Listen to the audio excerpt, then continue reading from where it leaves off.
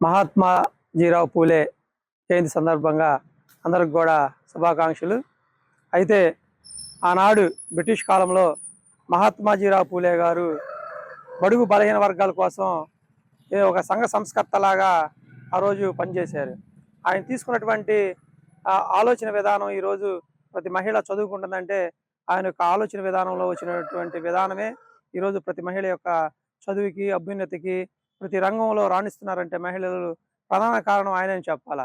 ఎందుకంటే ఆ రోజు మనుధర్మం 1000 తలతో విరవీగుతున్న రోజుల్లో మహిళలు కూడా సమాన హక్కులు ఉండాలి, మహిళలు కూడా చదువుకోవాలి, సమాజంలో వాళ్ళకి కూడా సరైన గుర్తింపు ఉండాలి, మనలో సగభాగం అన్నిటిలో వాళ్ళకి ఉండాలన్న ఉద్దేశంతో ఆ రోజు మహాత్మాజీరావు పూలే గారు తన భార్యకి చదువు నేర్పించి ఆమె ద్వారా ఒక పాఠశాలని మహిళల కోసం ప్రత్యేకంగా స్థాపించి ఆ రోజు మహిళలందరికీ కూడా చదువుకునే అవకాశం కల్పించినటువంటి మహోన్నతమైన వ్యక్తి మహాత్మాజీరావు పూలే గారు. ఈరోజు ఆయన యొక్క ఆశయాలను కొనసాగించే విధంగా ప్రతి ఒక్కరూ కృషి చేయాలని చెప్పి ఈ సందర్భంగా తెలియపరుస్తున్నాం.